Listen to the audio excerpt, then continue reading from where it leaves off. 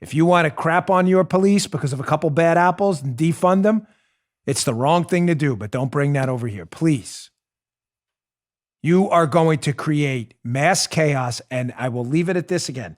People will die. Not in the Bernie Sanders way. We used to play that funny soundbite. That's not, we used to do that. Bernie said, if you don't have Medicare, people will die. No, people will legitimately die.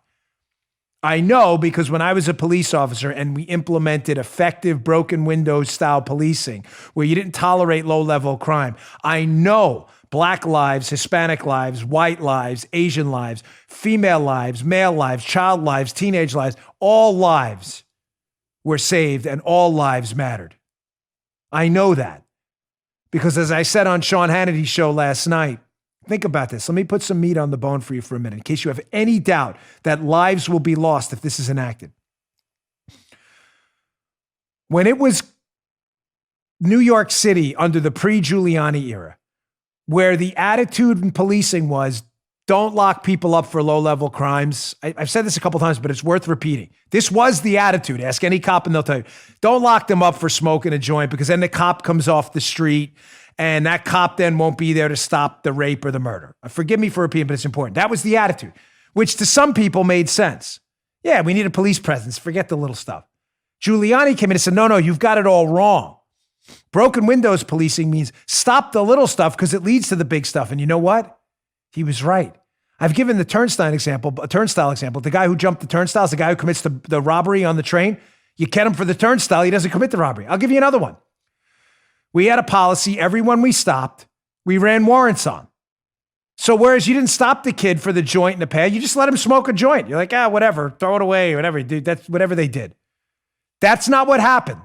The Giuliani said, no, you're going to stop him for smoking a joint in the street. I'm not asking you to argue marijuana policy. I'm simply telling you what the policing policy was. Maybe it's usually urinating in public one. No one wants someone peeing on their front lawn.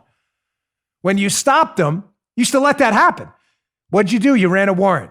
Joseph, I'm telling you in my experience, 90% of the time, that guy in your front lawn with his hanging out, doing his business there, had a warrant for something far bigger.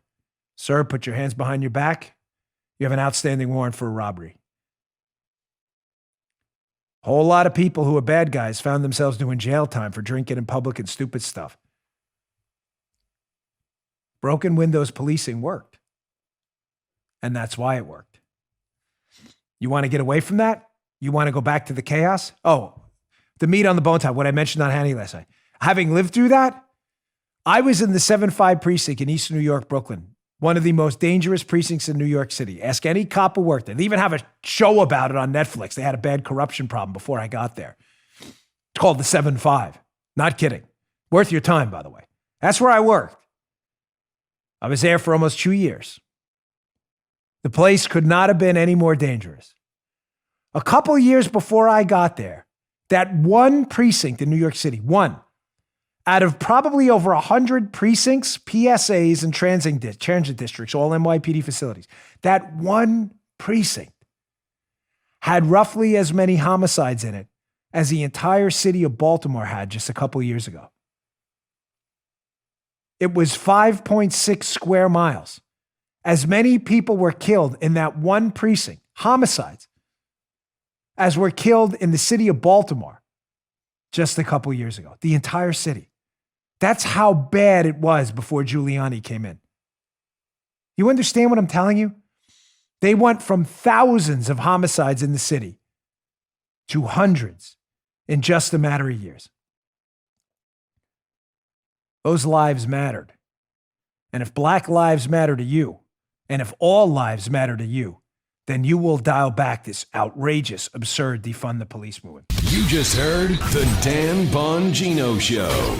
You can also get Dan's podcasts on iTunes or SoundCloud. And follow Dan on Twitter 24/7 @DBongino.